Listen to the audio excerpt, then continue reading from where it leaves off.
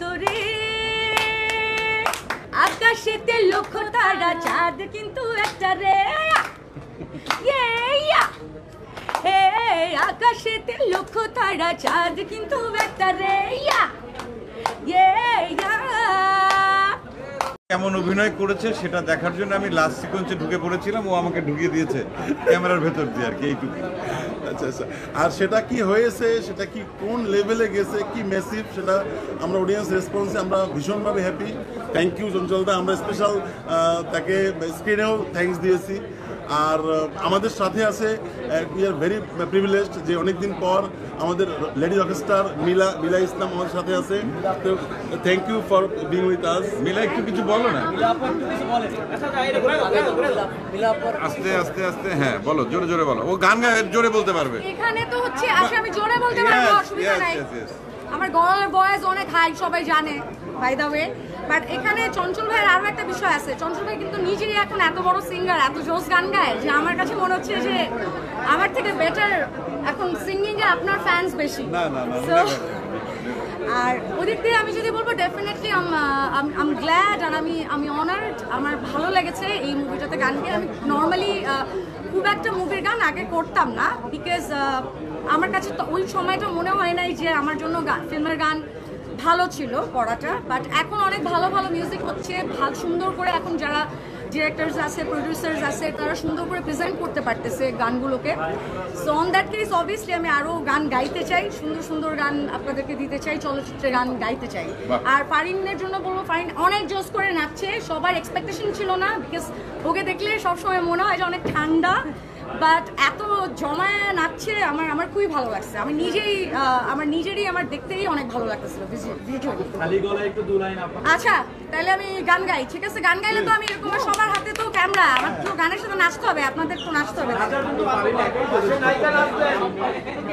প্রেম পুকুরে বসি ফেলে আডমু রে তোরে, মনের পাড়ায় বসে করে রাখবো রে তোরে, বুকের মাঝে একটা ফ্রেমে বাঁধবো রে তোরে, আকাশেতে লক্ষ তারা চাঁদ কিন্তু একটা রে হে আকাশেতে লক্ষ তারা চাঁদ কিন্তু একটা রে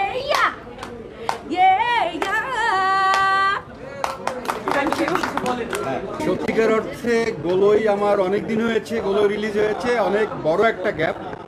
তবে এখন আমি ইনসাফ নিয়ে আবার আসছি, এখন আমি থাকবো। আমি হচ্ছে যে আবার আমার কন্টিনিউ আমার প্রোডাকশন আপনারা পাবেন। তো আমরা হচ্ছে যে আমাকে অনেকেই জিজ্ঞেস করছে যে আপনি আপনার ইনসাফ সম্বন্ধে কিছু বলেন।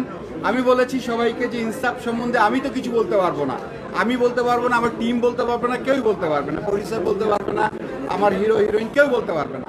বলতে পারবে সব দর্শক। দর্শক দেখে যদি দর্শক নন্দিত হয় তাহলেই আমরা বলতে পারবো যে আমরা ভালো কিছু একটা করেছি। আর আমরা চেষ্টা করব দর্শক যদি আমাদেরকে আরো উৎসাহ দেয়, দর্শক সিনেমাটা যদি দেখে হলে এসে এবং আমাদেরকে উৎসাহিত করে, তাহলে আমরা আবার এরপরে ইনসাফ হয়েছে, ইনসাফ 2 হবে, আরো অনেক অনেক চলচ্চিত্র হবে, সেটাই বলতে চাচ্ছি। তো হচ্ছে যে প্রথমে আমি বলতে চাই যে সেটা হচ্ছে যে 6টা মুভি রিলিজ হয়েছে, 6টা মুভির জন্যই আমাদের শুভকামনা। আর 6টা মুভির মধ্যে আসলে অ্যাকচুয়ালি একটার সময় ঈদে 12টা মুভিও রিলিজ হয়েছে, আমরাই করেছি রিলিজ। তো এখন সেটা 6টাই হয়েছে, 6টা এটা আরো কম হলে ভালো হতো। তবে ব্যবসাটা হচ্ছে যে ভাগ হয়ে যাবে, সবার মাঝে ভাগ হয়ে যাবে। তারপর আমরা চেষ্টা করব আমাদের টাকাটা তোলার জন্য।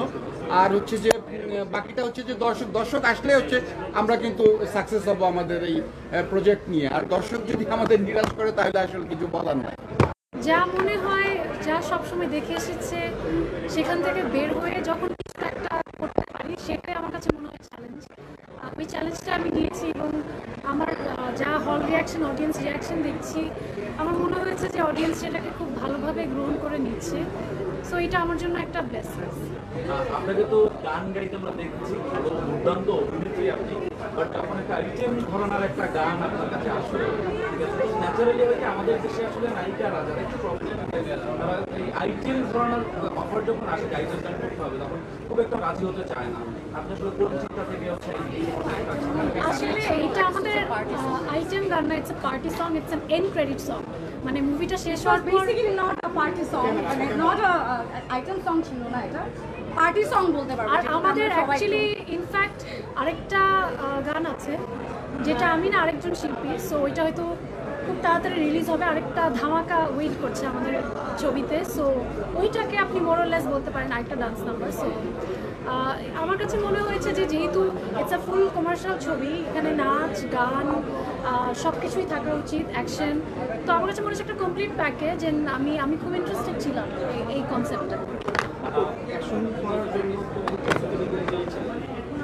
এটা তো আসলে ফিজিক্যাল ট্রেনিং করতে হয়েছে, মেন্টাল কিছু training, and action itself for action for the camera is very different. তো ক্যামেরার জন্য অ্যাকশনটা কীভাবে করা উচিত সেগুলো নিয়ে একটু ধারণা নেওয়া, বা আমাদের ফাইট ডিরেক্টর ছিলেন, আমাদের অ্যাকশন কোঅর্ডিনেটর ছিলেন, তাদের সাহায্যে করার চেষ্টা করেছি।